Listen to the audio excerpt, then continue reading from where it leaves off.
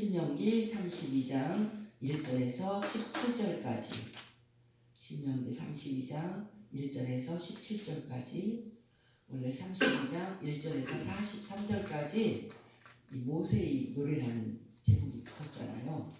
그래서 이 노래 제목을 뭐라고 해줄까 여러 가지 생각할 때 그냥 모세의 노래라고 해주는 것이 좋겠는데, 오늘은 43절까지 길은데 굉장히 중요한 내용이거든요. 신명기 전체에서도 모세가 죽기 전에 이 노래를 지었는데, 모세가 지은 것이 아니라 우리 하나님이 이런 노래 가사로 지어서 곡을 붙여갖고 백성들이 아예 노래를 불러서 외우게 하라고 하는 너무나 소중한 말씀이기 때문에 이 32장의 모세의 노래는요, 우리 모든 믿는 사람들이 우리도 똑같이 다 암송하다시피 이것을 외우고 이것을 우리가 잊지 않고 노래로 부를 적에 그것이 바로 우리 신앙생활을 반드시 이끌어가는 모세에게 있어서는 유언과 같은 말씀이고,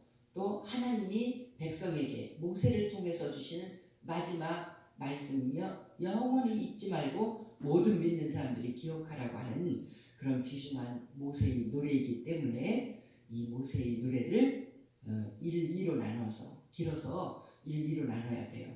그래서 오늘은 첫 번째 1절에서 17절까지 내용을 읽으면서 하나님이 어떤 노래를 부르라고 하셨는가, 하나님이 잊지 말고 하나님과 우리 사이에 기억하라고 하는 말씀이 무엇인가를 우리가 이 말씀을 통하여서 깨닫고 믿음 생활을 잘 하는 백성 되기를 바랍니다.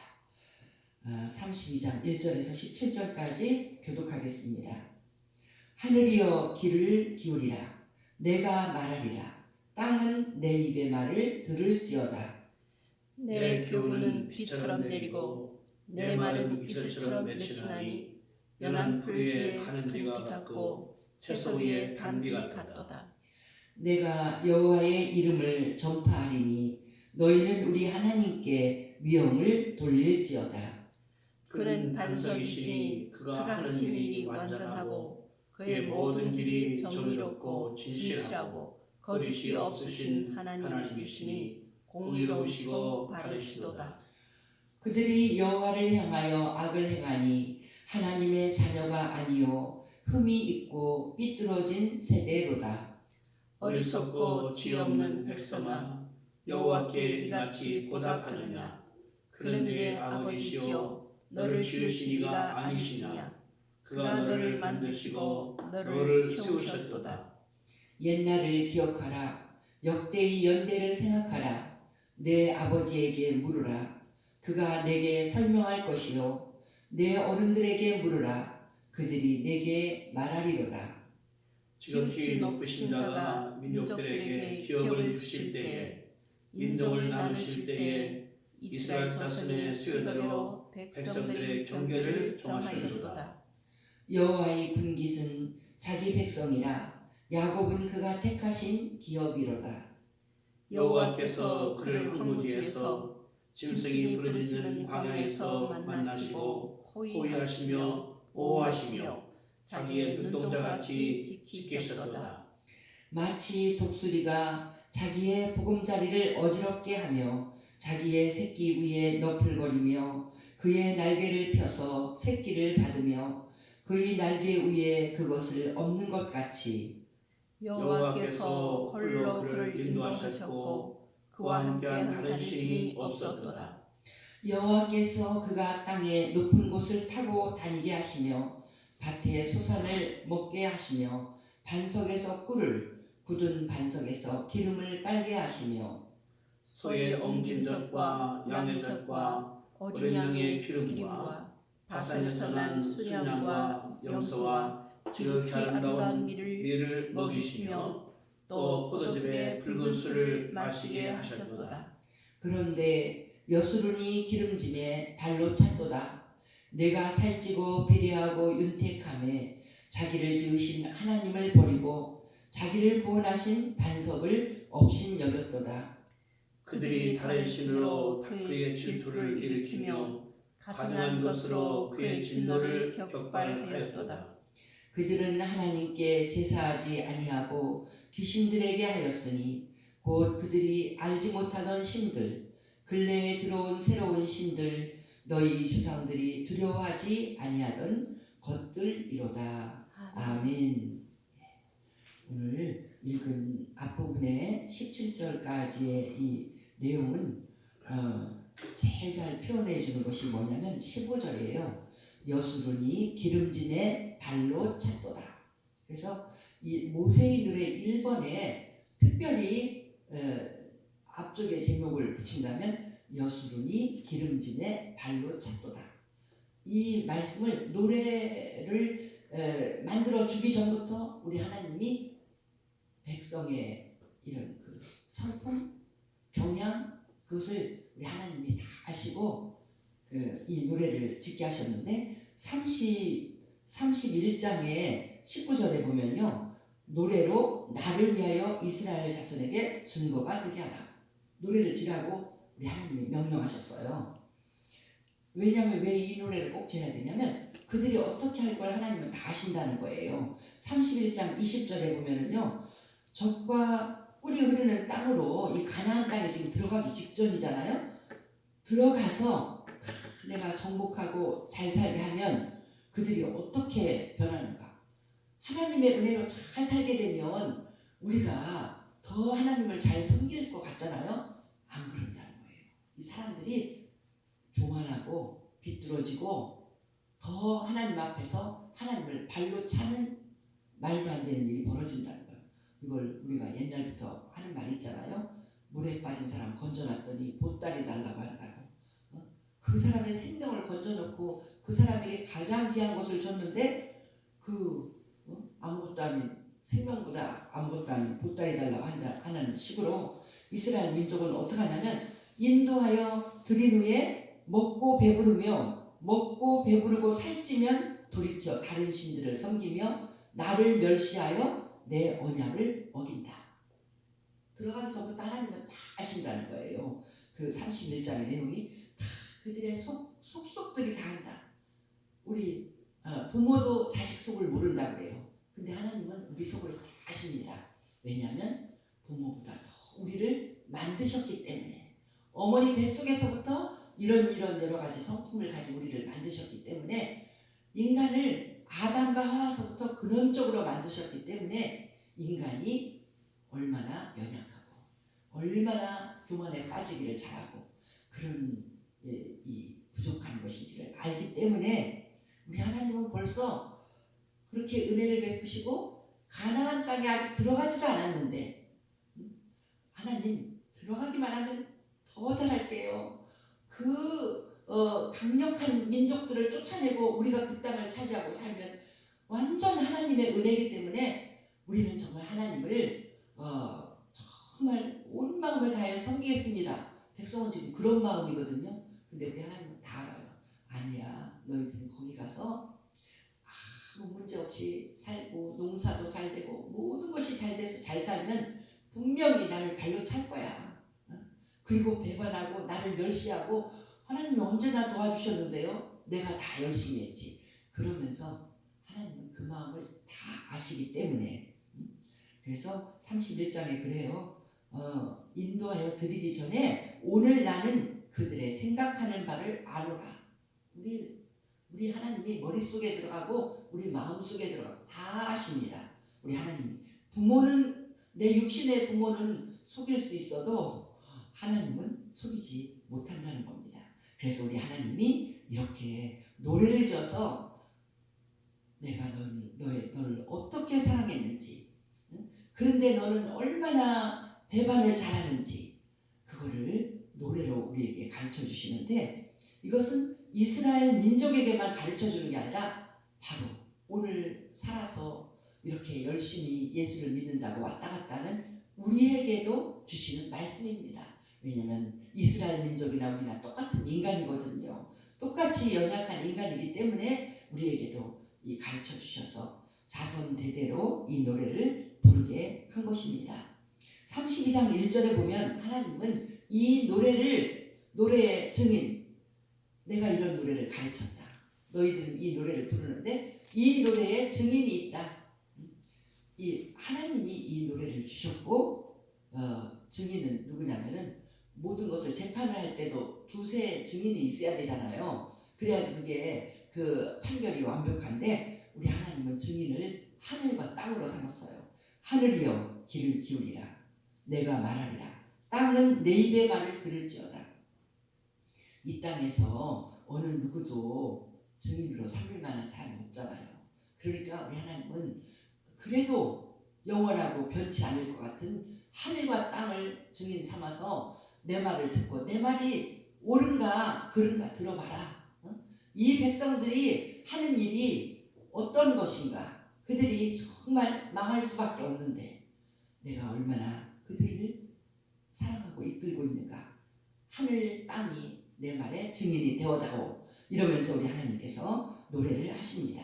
그래서 이 2절에서 14절까지의 내용 전체가 뭐냐면 우리 하나님이 우리를 얼마나 섬세한 사랑으로 정말 우리는 평생을 우리 영원히 우리 하나님께 마음을 다하고 내 성품을 다해서 사랑할 수밖에 없는 그런 놀라운 하나님이신가를 우리 하나님이 주장하시는 것입니다.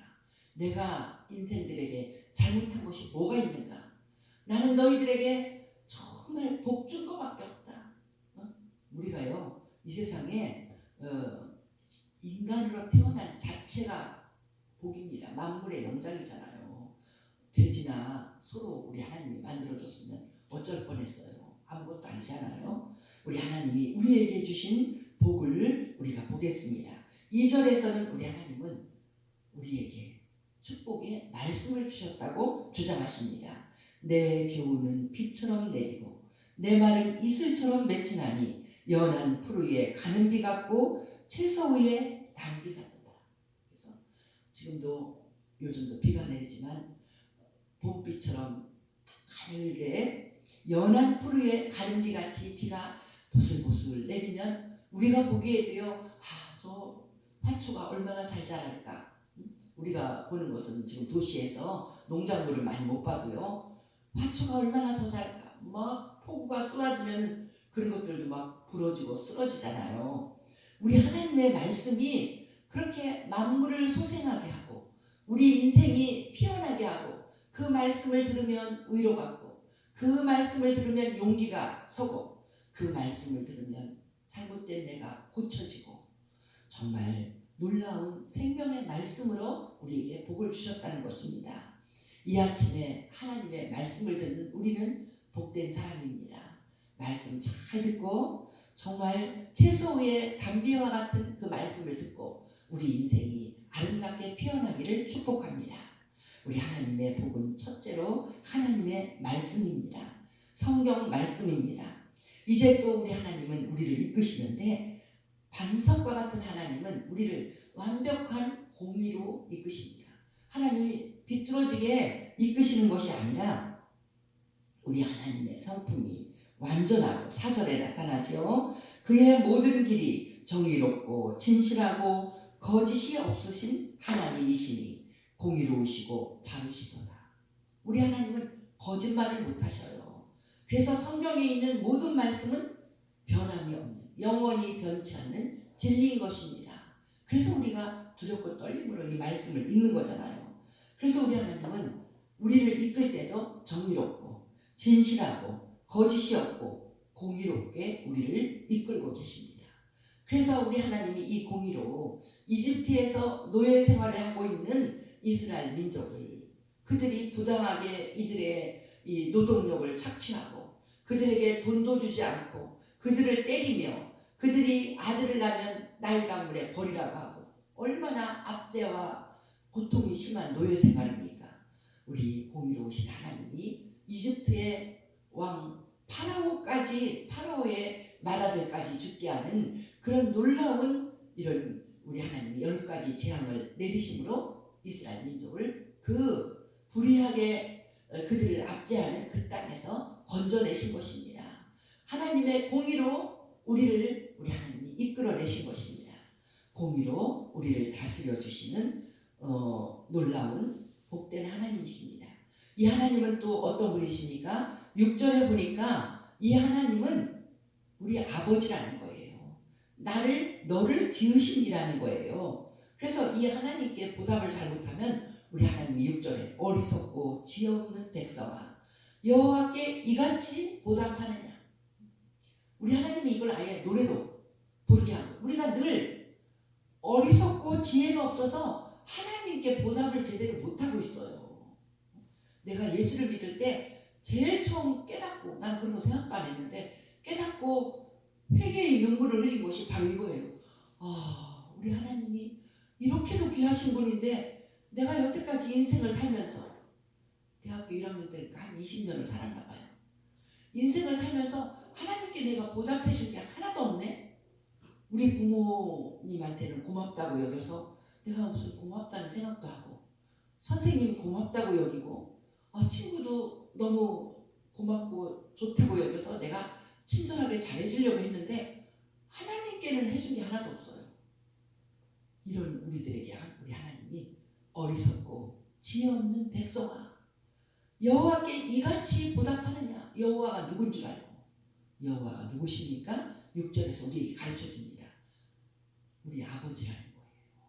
육신의 아버지보다도 더 놀라운 아버지 너를 지으신 이가 아니시냐.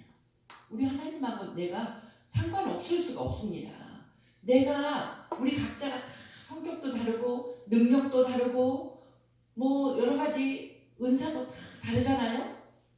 그렇게 만드신 분이 누구예요? 우리 하나님이라는 거예요. 부모님이 아니에요. 우리가 다 우리 자녀들의 부모잖아요. 그런 자녀가 나에게서 태어날지 우리는 모릅니다. 이 아이들을 낳으니까요. 나도 저 애가 저렇게 되려나? 큰딸은 미국에서 영화 감독이 됐어요. 어려서 걔가 그렇게 될지 몰랐어요. 한참 말 안 들 때 이것이 이렇게 말을 안 듣다가 또 뭐가 되려나. 그렇게 아이들을 키울 때 몰라요. 그래서 속썩이면 부모들이 아이고 세상에 자식을 겉만 낳았지 속을 낳았네. 부모들은 모릅니다. 우리 하나님이 그런 독특한 우리 개개인을 우리 하나님이 만드셨습니다. 보면 어떤 아이는 보면요 거기에 할아버지 외할아버지 성품도 들어있고 또 우리 친정 엄마의 성품도 들어있고 여러 가지가 또 고모의 성품도 들어있고 그래서 옛날부터 사람들이 웃길 때 그러잖아요. 누구 미워하지 말라고. 미워하면 그 사람 성격이 자식에게 들어간다고. 그렇게 하는데 우리는 몰라요. 그런 독특한 나를 지으시고 독특한 내 자식을 만들고 한 분이 누구냐면 바로 하나님이라는 거예요. 너를 지으신 이가 아니시냐. 그가 너를 만드시고 너를 세우셨도다. 이런 하나님은 우리에게 절대적인 하나님의 그 소유권을 주장하는 거예요. 오늘 너라는 사람이 그런 성품을 가진 것, 너에게 그런 능력이 있는 것 내가 줬다는 거예요. 그러니까 우리는 나에게 있는 모든 것 우리 하나님이 주셨다는 걸 알아야 되고 그래서 만드시고 너를 세우셨다. 세우셨다는 건 뭐냐면 내가 무슨 일인가 할 수 있는 그런 내 인생을 세운 걸 말씀하시는 거예요.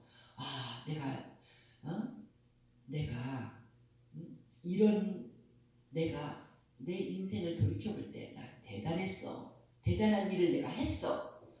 내가 어떤 교육자로서 무슨 일을 했어. 나는 사업가로서 무슨 일을 했어. 내가 한 모든 일들이 하나님의 공로라는 거죠. 너를 세우셨다. 세우셨다는 것은 내 인생에 내가 이룬 모든 업적과 어떤 지나온 모든 길에 내가 한 그 모든 것들은 우리 하나님이 하신 일이라는 거죠. 그래서 어리석고 지혜 없는 백성아 함부로 하나님께 대하지 말라는 거예요. 너의 모든 인생의 그 모든 일들은 하나님이 너로 하여금 하게 하신 그 모든 일들이라는 거죠. 이제 우리는요 이 짧은 시간이기 때문에 10절, 11절에서 또 하나님의 놀라운 일을 배웁니다. 10절에서는 하나님의 사랑을 배웁니다. 우리 하나님이 주장하십니다. 노래 가사예요. 여호와께서 그를 황무지에서 짐승이 부르짖는 광야에서 만나시고 호위하시며 보호하시며 자기의 눈동자같이 지키셨도다. 하나님이 우리를 사랑하시는데 눈동자처럼 사랑하셨다는 거예요. 우리 몸에서 우리 눈동자가 가장 보호받잖아요. 아주 몸은 옷을 입어야 되지만 눈동자는 옷이 필요 없어요. 눈꺼풀이 있어요. 위험한 일이면 눈꺼풀이 저절로 탁 다칩니다. 하나님이 우리를 그렇게 눈동자처럼 귀하게 보호하셨는데 어떻게 보호하시냐면 황무지와 광야에서 아주 호위하시며 보디가드가 됐다는 거예요. 그래서 우리를 그렇게 보호하셨다. 이건 뭐예요? 황무지와 광야는 사람이 살 수 없는 곳이잖아요. 너무너무 힘들고 내 힘으로 도저히 살아갈 수가 없고 돌아봐도 정말 하늘이 무너지고 솟아날 구멍도 없고 내가 어떻게 살아가나? 나는 이제 죽었다 하는 이때 우리 하나님께서는 나를 보호하시면서 기가 막히게 그 순간을 모면하게 나를 지키셨다는 것입니다. 눈동자처럼 보호하시는 사랑. 우리 하나님이 우리 인생 40년, 50년, 60년, 70년 지금까지 오는 동안에 그런 사랑으로 우리를 지켜주신 것입니다. 눈동자같이 보호하시며 힘든 그곳에서 우리를 지켜주셨어요. 이스라엘 민족을 그렇게 지켜주셨어요. 이제 11절에 보면은요, 독수리 훈련으로 우리를 이끄셨다는 것입니다. 하나님을 믿고 또 우리 인생길을 인도할 때 우리 하나님은요 독수리 훈련을 시키시는 분입니다. 독수리 훈련이 어떤 것이에요? 11절에 나와 있죠. 보금자리를 어지럽게 하면서 새끼 위에 너풀거리면서 날개를 펴서 새끼를 받는다. 이게 독수리 훈련이라는 거잖아요. 그냥 아직도 어리고 연약해서 잘 날지도 못하는 새끼를 높은 그 하늘에 올라가서 막 떨어뜨리면 막 새끼가 막 날갯짓을 하면서 이거 어떻게 힘없어서 날지도 못하고 막 떨어져요. 그러면 큰 날개를 가지고 쏜살같이 날아와서 떨어지는 그 새끼를 그 날개로 착 받아갖고 날개를 펴서 새끼를 받으며 날개 위에 없는 것 같이 여호와께서 홀로 그를 인도하셨다. 이게 하나님의 우리의 훈련 방법입니다. 하나님은 우리를 막 그냥 온실 안에 화초처럼 키우는 게 아니라 하나님은 우리를 독수리 훈련을 시키십니다. 너무 위험해서 하나님 나 이제 죽어요. 나 죽어요. 나 도와주세요. 나 죽어요.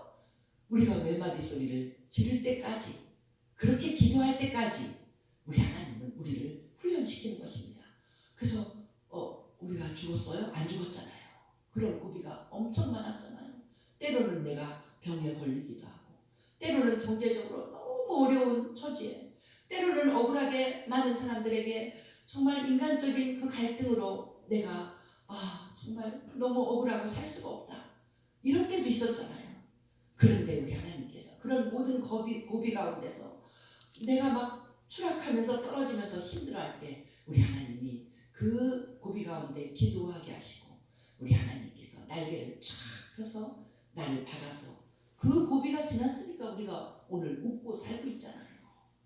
지금도 코로나의 이 고비가 얼마나 무섭습니까? 두렵고 무서운데 이 무서운 고비를 우리 하나님이 독수리 훈련을 시키시면서 우리 하나님이 우리를 그 날개를 펴서 받아주시는 하나님의 놀라운 사랑 우리는 잊지 말아야 됩니다. 이스라엘 민족을 이렇게 훈련시켰어요. 홍해 바닷가에서 뒤에서는 막 이 이집트의 군사들이 쳐들어오고 있는데 어떻게 우리 죽었네. 앞에는 바다인데 물에 빠져 죽을 수도 없고 그럴 적에 우리 하나님이 모세가 지팡이를 들 때 바다가 갈라지는 상상할 수도 없는 기적을 이루셔서 이스라엘 민족이 살아난 것입니다. 그것이 독수리 훈련이에요. 우리 하나님이 우리를 그렇게 강하게 키우십니다. 그런 훈련을 겪으면서 하나님이 우리에게 얼마나 복을 주시는지 13, 14절은 정말 너희가 농사를 지면 잘되게 하고 13절 시작할 때 여호와께서 그가 땅의 높은 곳을 타고 다니게 하시며 가나안 땅에 중앙 고지를 점령하게 한 걸 말씀하시는 거예요. 우리 하나님은 그 아무리 높은 곳이라도 그 땅을 점령하게 하시고, 농사를 지을 적에 밭에 소산이 나게 하고 꿀을 먹게 하고 기름이 넉넉하게 하고 소의 엉긴 젖 치즈를 넉넉하게 먹게 하고 양의 젖 먹고 또 기름도 넉넉하고 또 아름다운 밀 곡식을 충분하게 주시고 포도즙에 붉은 술을 마시게 하셨도다. 이렇게 포도주까지 주시는 하나님의 풍성한 축복, 우리 삶에 공급받은 모든 것은 하나님이 우리에게 주신 줄 믿습니다. 우리가 버린 돈도 하나님의 은혜요, 우리가 그동안에 즐겁고 행복하게 산 모든 것이 하나님의 축복인 줄 믿습니다. 우리 하나님이 우리를 이렇게 지켜주셨는데 오늘의 제일 중요한 말씀이 15절이잖아요. 그런데 여수론이 기름짐에 발로 찼도다. 내가 살찌고 비대하고 윤택함에 자기를 지으신 하나님을 버리고 자기의 구원하신 반석을 없인 여겼도다. 이게 말이 됩니까? 그런데 하나님이 14절까지 하나님의 한량없는 우리에게 주시는 복을 우리 하나님이 선포하셨어요. 하늘과 땅을 증인을 삼아서 내 말이 틀렸느냐? 나는 인간을 만들었다. 나는 인간이 의젓하게 살도록 세웠다. 모든 사람을 하나님이 그렇게 했다는 거예요. 나는 생명의 말씀을 주었다. 나는 너희들을 한없이 위태로운 곳에서 눈동자같이 보호했다. 나는 너를 독수리 훈련을 시켜서 강하고 훌륭한 인간이 되도록 나는 너를 그렇게 훈련시켰다. 내가 너에게 필요한 모든 것을 지금까지 살도록 다 공급해 주었다. 그런데 너는 나에게 무엇을 했느냐? 네가 잘 먹고 잘 살게 될 때마다 너는 나를 멸시하지 않았느냐? 배반하고 잘 먹고 잘 살면 인간이 어떡하냐? 나는 왜 이렇게 잘났어? 나는 왜 이렇게 능력이 많은 거야? 나는 너무 훌륭해. 이러면서 자화자찬하고 자기의 복을, 자기를 즐겁게 살게 한 돈을 섬기고 자기 쾌락을 섬기고 자기 명예를 자랑하고 그것을 섬기고 이렇게 나가는 모습을 기름지고 여수론이 하나님의 사랑받은 자, 하나님의 의롭게 한 자라는 뜻이잖아요. 이렇게 잘 먹고 잘 살게 되는 인간의 이 연약하고 못된 습성이 뭐냐면 자기를 지으신 하나님을 버리고 자기를 구원하신 반석을 업신여기는, 하나님을 우습게 여기는 경향이 있어요. 모든 게 잘 될 때. 그것을 하나님이 노래로 져서 부르라고 하는 의미는 뭡니까? 자손대대로 부르라고 하는 것은 지금 2020년도를 사는 내 마음에 새기라는 겁니다. 너도 마찬가지야. 너도 모든 것이 잘 되면 하나님 앞에 교만할 수밖에 없는 연약한 인간이야. 교만하지 마. 잘 될 때 더 정신 바짝 차려. 잘 될 때 그 모든 복이 하나님이 주신 것을 깨닫고 하나님 앞에 더 겸손해야 너의 복이 영원한 복이 될 것이다. 우리 하나님이 가르쳐 주시는 것입니다. 오늘 우리는 하나님의 한량없는 복을 기억합시다. 나의 모든 자랑거리가 있다면 그것은 다 하나님의 공입니다. 우리는 내 자랑하지 말고 하나님의 은혜만 자랑합시다. 우리 하나님의 은혜 잊지 말고 하나님을 더 섬기는 복받은 주의 자녀 되기를 축복합니다. 기도드립니다. 할렐루야. 우리 주께 영광을 돌립니다. 귀하신 하나님 아버지, 만 가지 은혜를 우리가 받았습니다. 생명의 진리의 말씀을 받았습니다.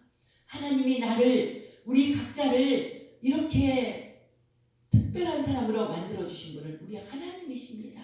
부모는 나를 낳았지만 나를 독특한 인생이 되게 하신 분은 하나님이시니 우리 하나님께 감사하고 나를 눈동자처럼 사랑해서 내가 황무지와 같은 곳에서 헤매고 힘들 때 나를 하나님 일으켜 세워주시고 용기 주시니 감사합니다. 나를 독수리 훈련으로 정말 나는 두렵고 무섭고 떨렸지만 그 강한 훈련을 시켜주시어서 나로 하여금 훌륭한 하나님의 사람이 되도록 세워주시니 감사합니다. 나에게 필요한 모든 것을 공급해 주신 것 감사합니다.